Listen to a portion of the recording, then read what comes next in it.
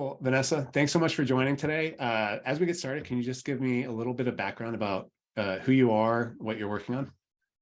Yeah, so I'm Vanessa. I lead the customer experience team at a company called Fable. We're based out of Toronto. I'm also based out of Toronto. I've been in Toronto basically my whole life, other than for school and traveling, and happened to fall into tech. I originally was in finance, and that's what I studied in university, and decided to go down the tech route and started in fintech. And here I am about 8 years later, building out my fourth customer success team. So really excited to share some learnings and how it might help others that are breaking into the space or elevating their career. That's awesome. And how did you get to customer success? That's a good question. I started at a fintech company based out of Toronto, and we were about 15 people, I think, when I started there. And I was doing kind of everything from operations to what we called customer success at the time, but it was more customer support, more reactionary. But I really loved the relationship building. And so I thought, okay, next step would be going into more of a sales role where you can build that long-term relationship. So my next company, I actually started on the sales team.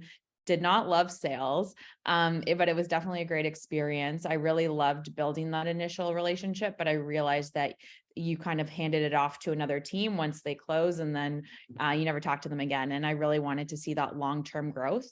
Customer success was starting to become a thing. This was in 2016. So it was still early days, and a lot of customer success teams were just really in the early days of what customer success is.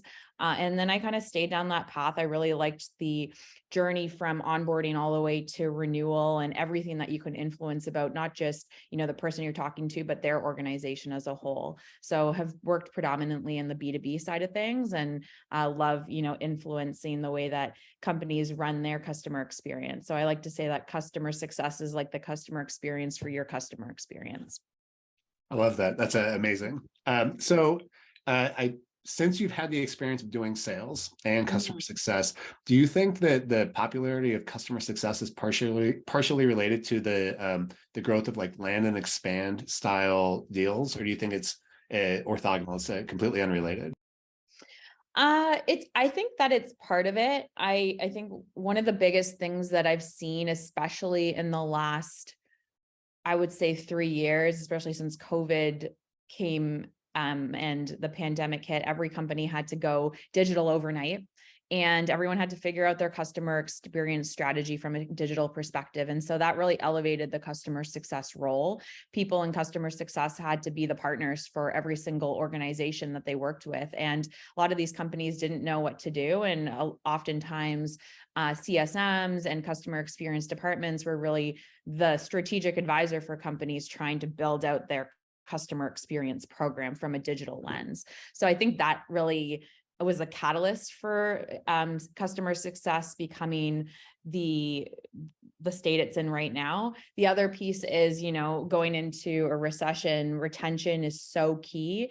And I'm sure you're hearing a lot about net revenue retention being the key metric and North Star of a lot of companies. And the only way you're going to drive that is to retain your customers and keep them happy, and really realize customer success as that growth engine for your existing customer base. So I think the combination of those two things, at least from what I've observed, have really elevated the function as a whole. NRR definitely something we're hearing about. Kind of thinking about other metrics that you think about. Are there other big things that are kind of top of mind when you're thinking about how to measure the efficacy of your customer success teams?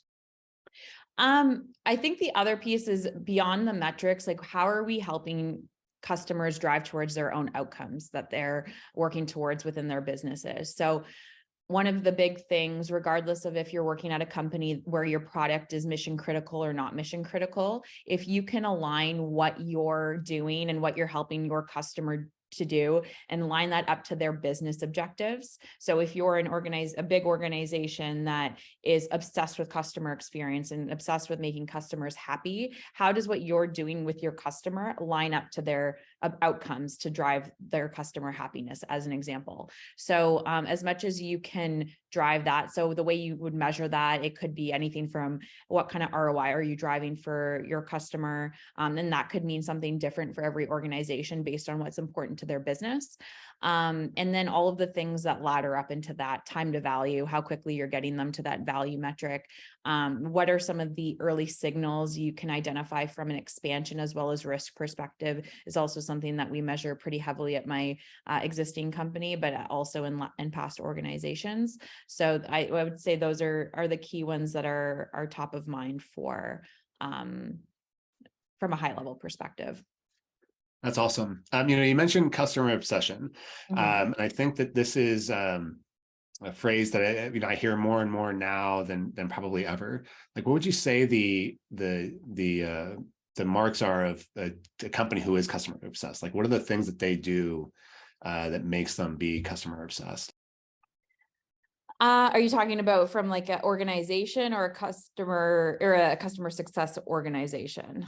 Yeah, maybe from a customer success organization, but I think your question actually leads to a second question, which is, the whole organization customer obsession versus what the practitioners are doing to help enable. Mhm. Yeah, I think a organization can really call themselves customer obsessed if they have a function that's dedicated to that. That's first and foremost. But the other piece of it is it's not just the job of customer success or customer experience to drive the customer experience.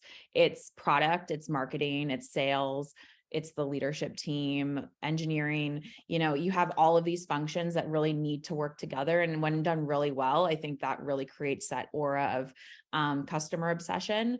The fact that your engineering, your head of engineering or your head of product or your head of marketing is constantly meeting with customers and wanting to learn, I think that's a really good signal.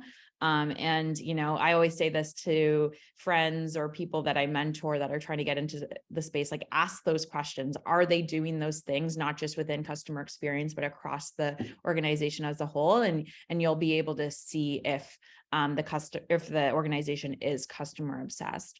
I think the other piece here is, understanding more granularly how the customer success or experience team fits into the overall organization. Are they, put under the product organization? Are they put under the sales organization, or are they their own pillar within the organization? I think that's a really key indicator of customer obsession as well. And then lastly, what are customers saying? How often are you talking to customers? I think, having more conversations with customers across the whole org is so critical, and understanding every different persona and use case and profile of who might be using your product. First of all, that's amazing. I think that's an awesome overview. If you were to design a CS team to be just the most effective you could possibly set it up to really ensure that these customers are happy, they're growing, so this customer obsession, how would you structure it? I know you mentioned, where does customer success live? Is it part of product? Is it its own thing? Is it part of sales? I'm curious to hear your thoughts about if a company were to be setting it up for the first time, how you would advise them do that.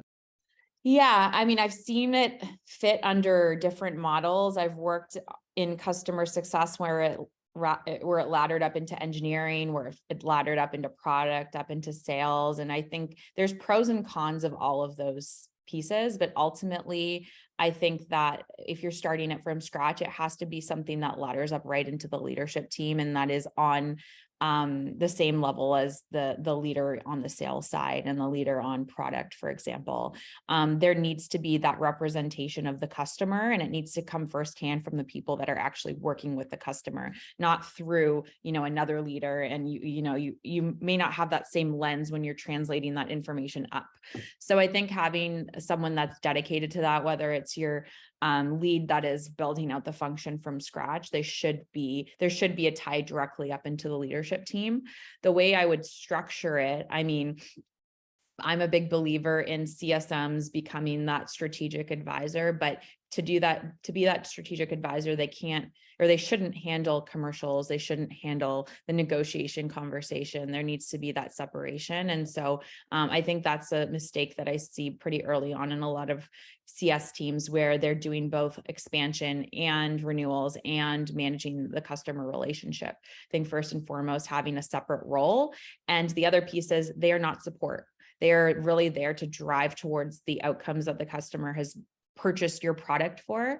And if they're looked at as a glorified support team, or more of someone to ask for help for more technical inquiries, you're never going to build that aura of, this is my partner for life, and this is the person that's going to help drive me towards the outcomes that we're trying to work towards. I think you're the first person who has mentioned that customer success is not support, and I feel that's extremely true. But you see it everywhere where those things roll together. In this world where you've got maybe like your chief customer officer and CRO, et cetera, where would you imagine support living in this world? Like as part of the customer facing operations, or elsewhere? Yeah, I mean, that is also a really growing function and a really important function. Customer support at my current company reports up into me, which I run all of customer experience. And I see that as being kind of the most natural place, where you have either a chief customer officer, VP of CS, they usually own support as well. That's because the entire customer experience and the journey of how someone will go through, the experience with your company, it's very tied between support and success. And those two teams work super closely together. I think just from the standpoint of wanting those teams to work closely together, to work on how do we elevate this customer, how do we proactively solve their problems, and how do we share information, it should probably have those two teams working closely together. There's so many critical risk factors and also expansion opportunities that people in customer support can drive, and having that alignment with the CSM is really important. That's awesome. So if you were advising, maybe you've got a friend who's got a startup and they're thinking about hiring their first customer success person, like what traits do you think they should be looking for? If they hadn't hired for it before, I think it can be difficult to understand what makes somebody really great at being customer facing, working in customer success. Yeah, that's a great question. I think the biggest one for me is, and we talk a lot about it at Fable, but I think it's true for every company I've worked at, is curiosity. I think if you're able to really dig in and be curious, beyond just like, okay, this is what they came to us for, this was their pain point. Like there's so much more that you can derive from a customer. For example, if you're someone who is taking on a new customer and you're just taking exactly what sales has handed over to you, yeah, maybe you meet the expectations of the customer, but you're really not going to bring them to that next level. But if you're someone who is going to go and dig into their investor relations reports and their quarterly earnings and their LinkedIn, like all of the news that is being posted about them in LinkedIn, that's really where you're going to be able to say, hey, I know this about what you've purchased us for, but I also know as a business, you're trying to drive X, Y, and Z. And this is how we can elevate your team as the leaders in driving those metrics. So I think just being able to be curious and then putting that whole story together between data and outcomes is really, really important. And I don't think that's something that you learn in school. I think a lot of people come in with very diverse backgrounds. We have a ton of different careers that I've seen be really good to go into CS. One of the CSMs on my team, for example, was a teacher previously. One of them was a lawyer, and one of them worked internationally. And so they all bring a really interesting lens that isn't necessarily, they have a ton of customer success experience, but they bring another diverse lens into the conversations that they're having with customers. So I think if you can, bring all of those things together, that would make a really, really good candidate. That's awesome. I love everything about that. If we flip the coin and you're giving advice to somebody who is now the first CSM at an organization who's never had one. Maybe they've got a salesperson, some engineers, and a product person. What advice would you give them for how to be effective as quickly as possible, or just how to be the most effective they could be in a startup? One is, don't worry about, not being strategic right away. I think that it's important to dig in and understand the ins and outs of everything. For example, when I started at my current company, I had to get into the weeds. That's how I learn. And it's really important to do that in order to understand how things are today, where the opportunities to close gaps are, where we're doing things really well, and just being able to understand that really quickly.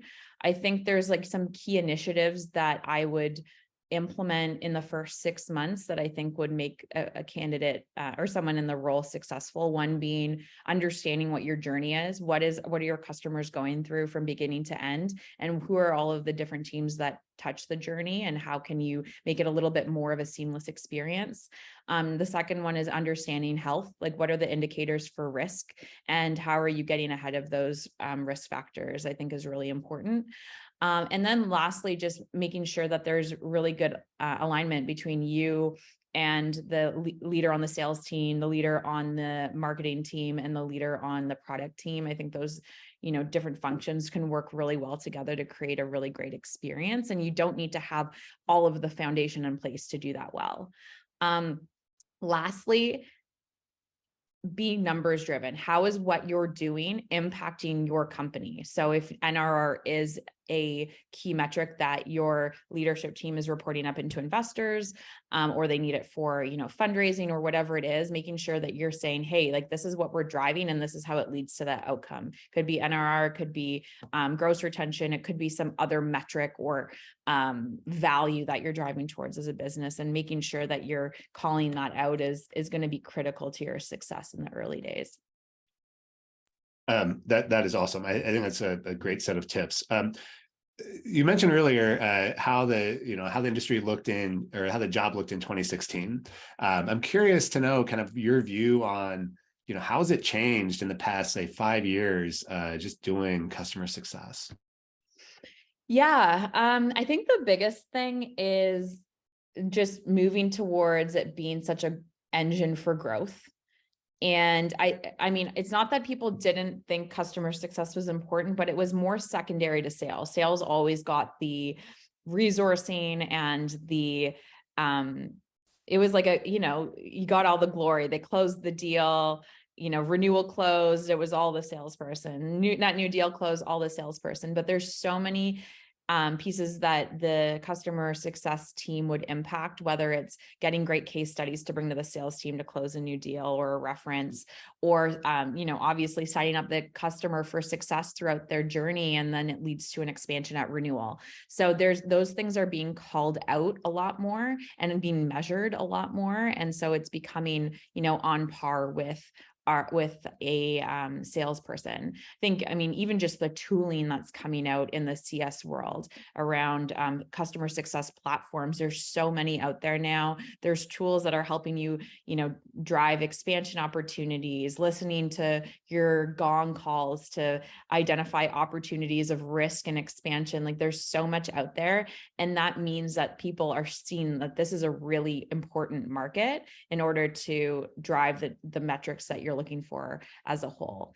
So it's definitely, becoming the forefront of a lot of organizations. And the fact that, roles like the chief experience officer, customer officer are coming into play. I mean, I've never saw that before, and it's really cool to see.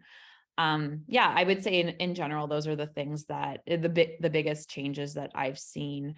In addition to the things I said before, where customer success is now truly not just customer support. It's like more of a strategic role for the customer's long-term success. If you were to look forward and just imagine where the industry or the job may go in the next 4 or 5 years, like, what would you guess, or what would you hope to see in the future?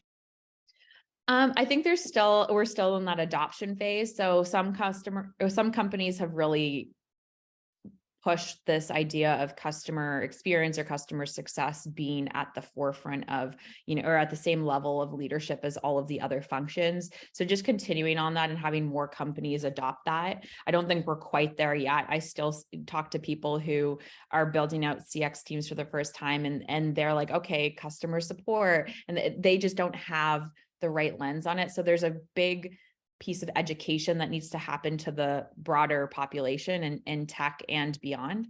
But I would say some of the bigger things that I would foresee is that there's going to be more support for that function. So similar to how we had sales enablement, it's a huge role now up and coming, is customer success enablement, and having enablement to really drive the same messaging that the sales team and the marketing team is delivering to customers along the customer success journey as well, enabling CSMs to become,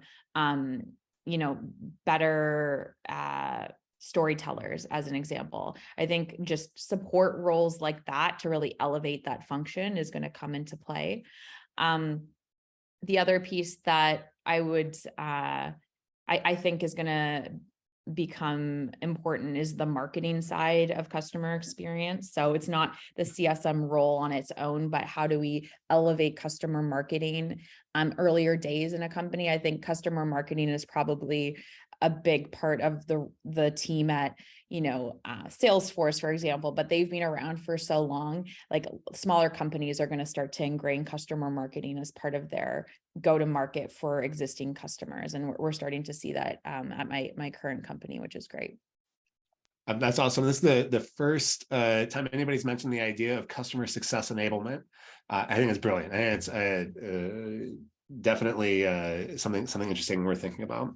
Yeah. And I think it's important to, someone in that role has to have the customer success experience. I've seen that role kind of fail before because it was someone that was had experience on the revenue side as a whole, maybe in sales, but never in customer success. So I'm starting to see this role become more of a posting online, for example, or more prevalent in different organizations.